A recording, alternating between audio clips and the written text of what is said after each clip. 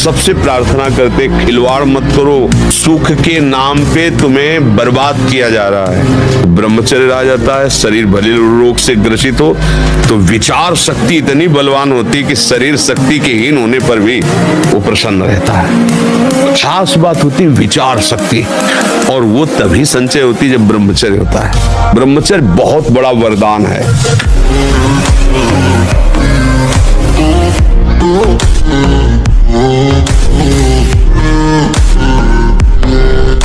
अपने हाथ के द्वारा कोई क्रिया या किसी कुसंग के द्वारा कोई क्रिया ना हो, और स्वाभाविक ऐसे तो जैसे दाल में उफान निकल जाता है, ऐसे वो वीर्य का उफान होता है, ना कि वो ब्रह्मचर्य नष्ट माना जाता है। अगर कोई क्रिया के द्वारा नष्ट कर रहे हो तब तो फिर आपको रुकना ही होगा, और उस स्वाभाविक स्थिति के लिए जैसे 2 किलोमीटर दौड़ लगाओ, नहाने के समय उदर में ज्यादा ठंडा पानी ऐसे डाले, कुछ देर प्राणायाम व्यायाम करे, सात्विक आहार करे, गंदी बातें न सुने न देखे न। मुझे लगता है ब्रह्मचर्य बच्चा पक्का हो जाए। ब्रह्मचर्य ऐसे थोड़ी रह जाता है कि ऐसे खाओ पियो ब्रह्मचारी रह जाओ। जितना आवश्यक है भोजन उतने आवश्यक है व्यायाम। 4 बजे उठ करके शौच स्नान करके यदि 20 मिनट व्यायाम करोगे रोज, तो आप देखोगे वरदान की तरह काम करेगा। 1 साल में आप बदल जाओ, 1 साल चेहरा बदल जाएगा, जीवन बदल जाएगा। नाम जप करो, आध्यात्मिक शक्ति बढ़ाओ, व्यायाम करो, शुद्ध भोजन करो, शारीरिक शक्ति बढ़ाओ, अभी आप बलवान बन जाओगे।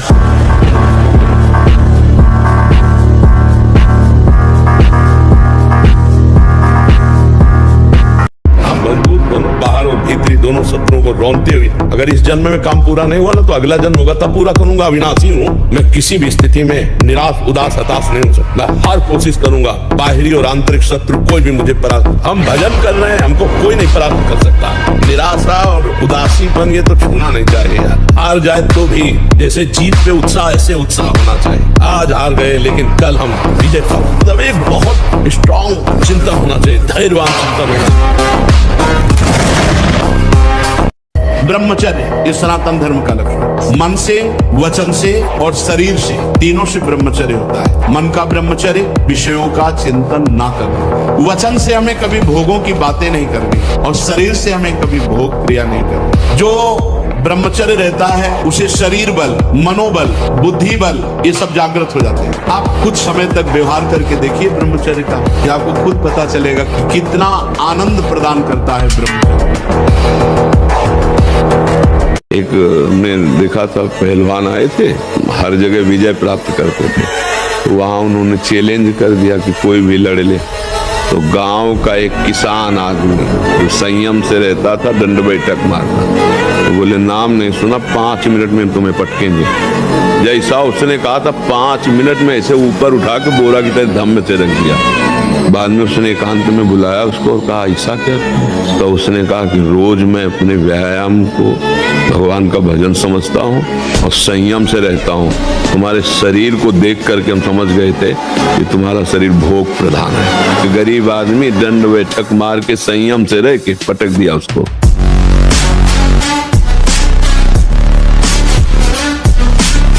जो ब्रह्मचर्य रहता है उसे शरीर बल, मनोबल, बुद्धि बल, वचन बल ये सब जागृत हो जाते हैं। वचन बल जो बोला वही लागू हो गया, जबरदस्ती आपको मानना पड़ेगा।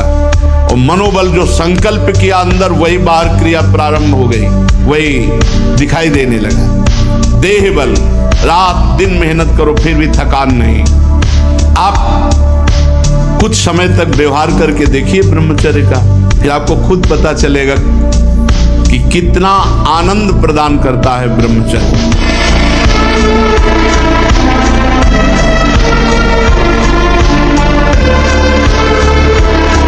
शरीर में सहने की सामर्थ्य ब्रह्मचर्य से आती। गर्मी, सर्दी, बरसात, मान अपमान, निंदा, स्तुति ये ब्रह्मचर्य से सहने से। ब्रह्मचारी को सबसे पहले अपनी रसना पर नियंत्रण रखना आवश्यक है। जबान पर, जबान बिगड़ी सब बिगड़ा। गंदे आचरण वाले, जिनको पवित्रता का ज्ञान नहीं, जिनको केवल अर्थ पिशाच हैं, नाना प्रकार की अपवित्रताएं करके तुम्हें भोजन परोसते हो, गरम गरम तुम्हारे सामने आया, तुम अमृत समझ के खा रहे हो, तुम्हारी बुद्धि नहीं खराब हो जाएगी।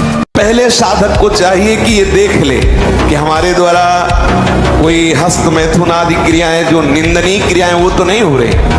एक हमारे अंदर मान्यता बैठ गई है कि वीर शरण में ही आनंद है। क्या तुम्हारा जीवन का आनंद केवल इतना ही है?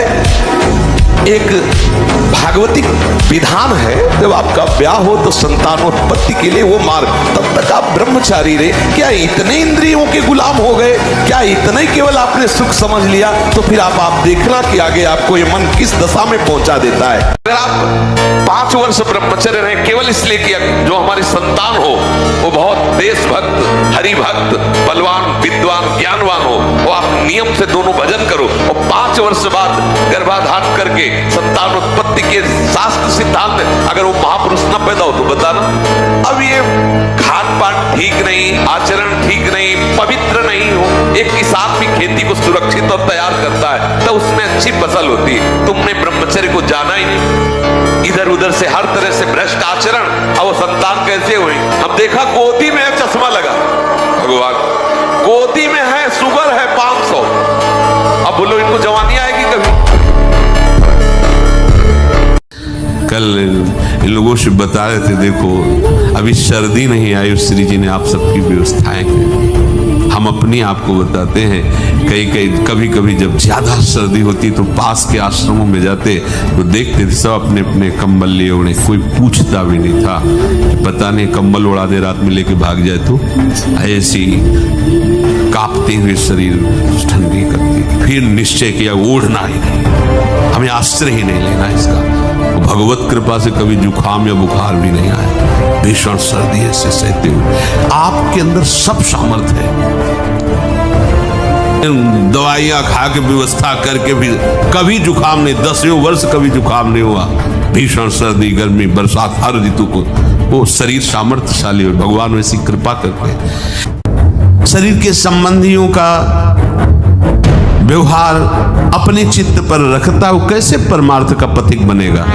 ध्यान दीजिए, अनुकूलता प्रतिकूलता का प्रभाव, शरीर के संबंधियों का प्रभाव, वो असंतुष्ट है थोड़ा, इसलिए किस किस को हम संतुष्ट करेंगे? भगवत मार्ग में चले हैं, आप अगर सपोर्ट कर सकते हैं तो हमारे हो, हम जानते भी नहीं कि तुम हमारे कौन हो। परमार्थ के पथिक होकर किसी की प्रसन्नता के लिए आप परमार्थ को छोड़े, प्रियालाल की आसक्ति को जो आप स्वीकार करने के लिए बढ़े, उनके नहीं, आप किसी का नहीं। अगर आप हमारे स्नेह संबंधी हो तो मेरे प्राण प्रीतम से मिलने का सहयोग कीजिए। इस मार्ग के पथिक में गुंजाइश नहीं होती, किसी के आंसुओं पर, किसी की धमकी पर ये मार्ग नहीं रुकता। ये मार्ग केवल हृदय की उत्साह संपन्न वृत्ति से भगवत मार्ग को स्वीकार किया जाता। अब जो होगा देखा जाएगा। अरे ये जीवन निराश होने के लिए नहीं मिला, निराश को निराश करने के लिए मिला है। अविनाशी हो, निराशा भी निराश हो जाए उपाय करते करते तुम्हारे ऊपर, लेकिन तुम्हारे अंदर निराशा का प्रभाव नहीं, निराश खुद निराश होकर लौट जाए। ब्रह्मचर्य को महान आशीर्वाद है भगवान का। एक नवीन उत्साह, बुखार है, किडनी फेल है, दर्द है, एक नवीन उत्साह तुम्हें कहीं झुकने नहीं देगा।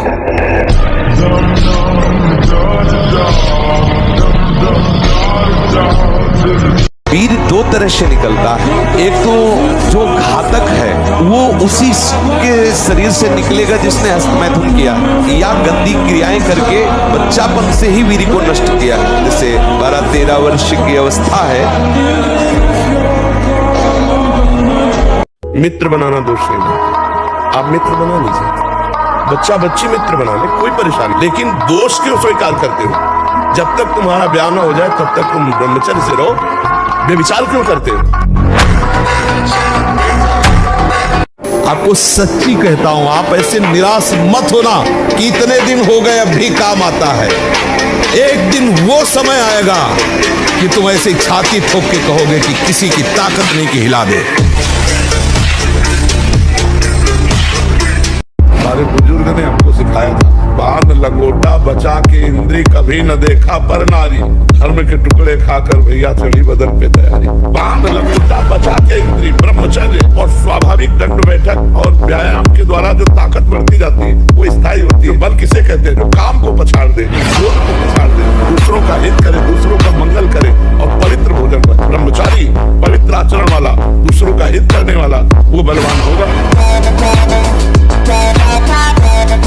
स्वास्थ्य जो बनता है ना, वो पवित्र आहार और पवित्र विचार। देहाती भाषा में तुम्हें बता रहे हैं, अगर लंगोटी का कच्चा आदमी है वो कुछ भी करे वो उन्नतिशील नहीं हो सकता। तो लोगों की मान्यता है कि हम जैसे मांस खा करके, अंडा खा करके हम अपने शरीर को बलवान कर सकते हैं। नहीं, मोटी रोटी बढ़िया चूल्हे की सिक्की में और मठा शरीर। ब्रह्मचर्य, संयम और सात्विक भोजन में जो बल है वो गंदे भोजन में अब ऐसे ऐसे डॉक्टर हो गए। एक आए थे बहुत ही कमजोर स्थिति में, उनका हमें डॉक्टर ने बताया 3 बार हम ब्रह्मचर्य नष्ट करते हैं रोज। कफन तैयार कर दो, आगे की जो स्थिति आएगी वो कफन वाली आएगी, दूसरी तो है नहीं। कितने मूर्ख हैं, अपने को डॉक्टर समझते हैं। ब्रह्मचर्य का नाश करने वाला कैसे स्वस्थ हो सकता है? ब्रह्मचारी है, कोई रोग हुआ है प्रारब्धवशात, औषधि का सपोर्ट कीजिए, फौरन ठीक हो जाएगा। नहीं ठीक होगा तो और कोई भी रोग उसे परास्त नहीं कर सकता। जब 10 वर्ष ब्रह्मचर्य रहकर भगवत भजन करके संतान उत्पत्ति करते थे तो उन माताओं के गर्भ से कोई भगवत प्राप्त करने वाले साधक पैदा होते थे या कोई महावीर पैदा होते थे जो देश की रक्षा के लिए अपने प्राणों को समर्पित कर देते, जो समाज को सुख पहुंचाने वाले ऐसे बालक पैदा होते थे। ब्रह्मचर्य के बिना पूर्ण, चाहे गृहस्थ हो चाहे विरक्त हो, कोई भी हो, वो पूर्ण पशु जीवन है, पूर्ण पशु जीवन है।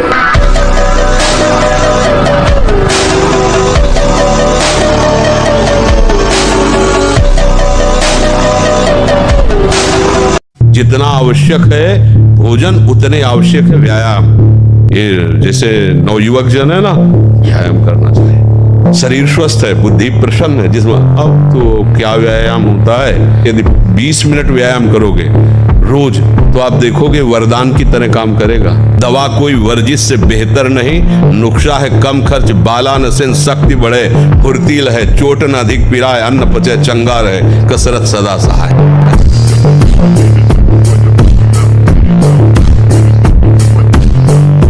एक एक चेष्टा आपकी शास्त्र सम्मत होनी चाहिए, नहीं फेल हो जाओगे फिर कुछ नहीं हो, मुझे बल्ब की तरह हो किसी काम के लिए। हर समय ब्रह्मचर्य का संरक्षण कैसे हो ये तुम्हें सोचते रहना। ब्रह्मचारी हो चाहे लड़की हो, शरीर हो चाहे पुरुष शरीर हो, ब्रह्मचर्य परमार्थ की ऊंचाई पर चढ़ने के लिए एक आवश्यक वस्तु है।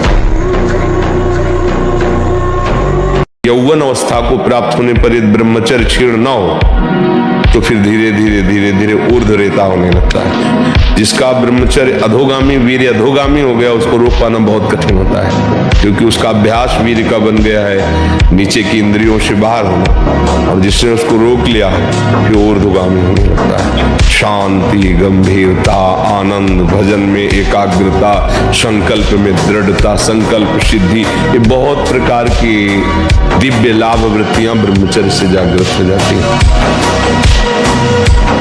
अभी आप छेड़ना मत। जैसे लोग कहते ना मैं बहुत परेशान हूं, कुछ करता नहीं, वैसा हो जाता है वैसा हो जाता है। तो आपको हम बता रहे रक्त का स्वभाव है, जैसे जैसे कट जाए ना तो उसका स्वभाव थोड़ी देर में गाढ़ा होने की कोशिश करेगा। तो इसकी आखिरी परिणति है वो वीर, उसका स्वभाव नहीं है बहना, उसका स्वभाव ऐसा है। सोचो रक्त की आखिरी परिणति वो है वीर, और आप क्या कर रहे हैं रोज कई बार, आपका परिणाम क्या होगा? अगर रोज वो खून निकाला जाए तो आदमी की हालत क्या हो जाएगी? आप अपने को निर्बल समझकर इसको सबल मान बैठे हैं, इसीलिए हमारा पतन हो रहा है। बिल्कुल इसके किसी भी चाल में शास्त्र मर्यादा का उल्लंघन न करना। शास्त्र एक एक क्रिया के लिए आदेश करता है, आप इतना देखो, आप ऐसा देखो, आप ऐसे चलो, ऐसे बोलो, ये करो। और जहां आपने मन के अनुसार किया तो आपको ये सिखाएगा, इस बात को पकड़ लीजिए कि नहीं, बुरा नहीं होने देंगे, लेकिन ये धीरे धीरे आपको उसी बुराई में डुबो देगा। फिर आप चलोगे तो आप इतना नीचे उत्साहहीन होकर गिर गए हैं कि अब आप मन को संभाल नहीं सकते हैं। इसलिए प्यारे, पहली ही सीढ़ी पे से रोक लो, इसे उस मार्ग में उतरने मत दो। बिल्कुल शास्त्र विरुद्ध कोई भी चेष्टा जहां होने लगे तत्काल समझ लेना ये ऐसे फुसलाता है कि हम ऐसा नहीं होने देंगे, आपको विश्वास दिलाएगा और धोखे के गर्भ में डाल देगा। इसलिए प्रथम पहले ही कदम पे रोक दो। नहीं, शास्त्र आज्ञा करता है, गुरु आज्ञा करता है, मुझे ऐसा नहीं करना। मन के कहने में कभी अपने आप को मत फंसाओ। जब तक ये प्रभु की तरफ आपको प्रेरित ना करे तब तक इसको अपना दुश्मन मानकर इसका विरोध ही करते रहिएगा। मन का जैसे अपने दुश्मन के प्रत्येक कार्य पर निगरानी करने वाला दुश्मन के प्रहार से बच जाता है, क्योंकि हर क्षण वो सावधान रहता है, वैसे ही जो उपासक मन पर नजर रखकर इसे दुश्मन के भाव से देखता है वो सावधान रहता है और मन के प्रहार से बच जाता है। जहां कहीं ये उल्टा आपको ले जाने के लिए करे, बस इसकी सुनना नहीं, बिल्कुल इसके विरोध में हो जाना। ये बड़ा बलवान है पर तुमसे बड़ा नहीं। हमारी बात मानो, 4 बजे उठ करके शौच स्नान करके यदि 20 मिनट व्यायाम करोगे रोज, तो आप देखोगे वरदान की तरह काम करेगा। दवा कोई वर्जिश से बेहतर नहीं, नुक्शा है कम खर्च, बाला नसेन शक्ति बढ़े, फुर्तील है चोट न अधिक पिराए, अन्न पचे चंगा रहे, कसरत सदा सहाय। ऐसा थोड़ी।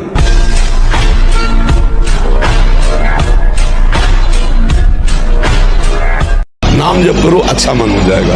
मन को साफ करने के लिए कोई साबुन नहीं बना आज तक सृष्टि में, ये नाम ही है नाम। राम कृष्ण हरि जो नाम प्रिय लगे, राधा राधा राधा, वो मन को पक्का विश्वास करो। विश्वास करके जपना शुरू करो, देखना आज जो मन है वो कल कैसा लगता है। कुछ ऐसे भी व्यायाम करते हैं, पैर से ये कोई व्यायाम का मतलब पसीना निकले शरीर से, आपके शरीर को 1-2 किलोमीटर दौड़िए। ब्रह्मचारी बनना है तो ब्रह्मचर्य बचाने के लिए भी तो चाहिए ना।